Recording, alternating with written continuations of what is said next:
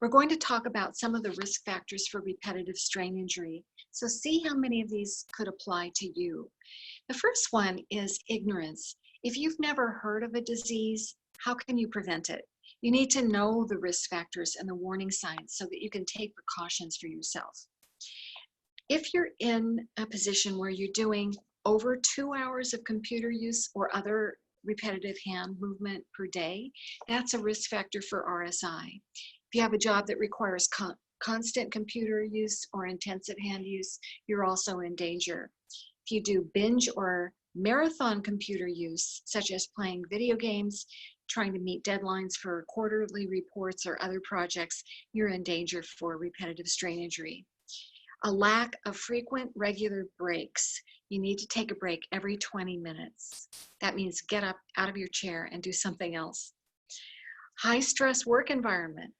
A lack of control over the pacing of the workload if you have rush work or deadlines or quotas to meet. Emotions such as anger or lack of assertiveness. So anger could cause you to tense up and use more force at the keyboard or other activity than you need, which puts additional stress on your hands. And a lack of assertiveness might mean you may not be willing to say to someone, hey, I need a break. Let me get back to that later. Poor posture, especially the forward head posture. You see this all the time. People with their heads craned forward as they're gazing at their screen. And this is really one of the leading problems with repetitive strain injury. It can compress nerves and lead to problems all the way down to the fingertips. Sitting for long periods. Static loading.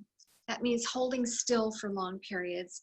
And if you're holding still and clutching a mouse or doing something like that, it leads to excess strain on your system. Keeping your elbows bent for long periods, keeping your palms down for long periods. And think about that. That's the very position of typing. Your elbows are bent and your palms are down. Poor technique, such as twisting or resting your wrists while you're keying.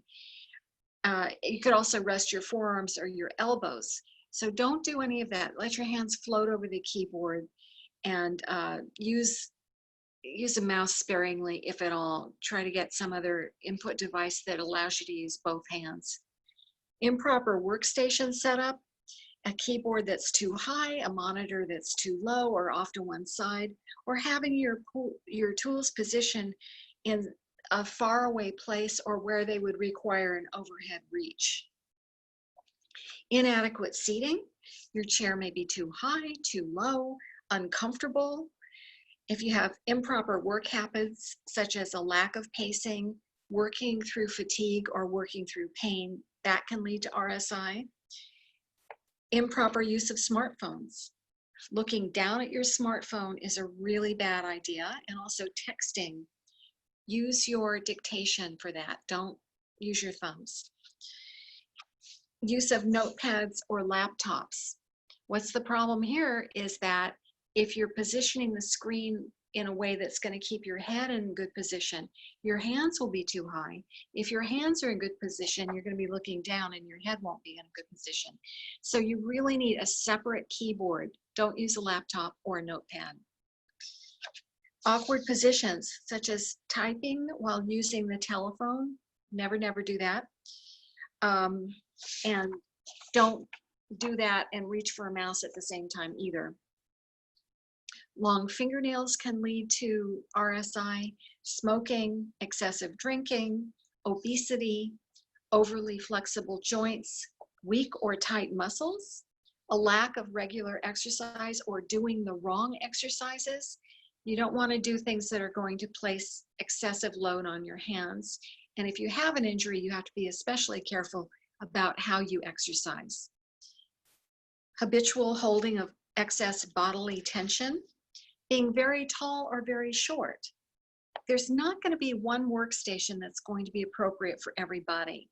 So you really need to fit the workstation so that it's going to fit you, your body, and not the other way around. You don't want to contort yourself to try to fit your workstation.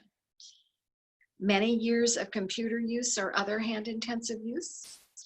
If you have a new job or you're using old hands, arthritis, diabetes, thyroid disease, or other medical conditions, and your doctor will know what sort of things to rule out.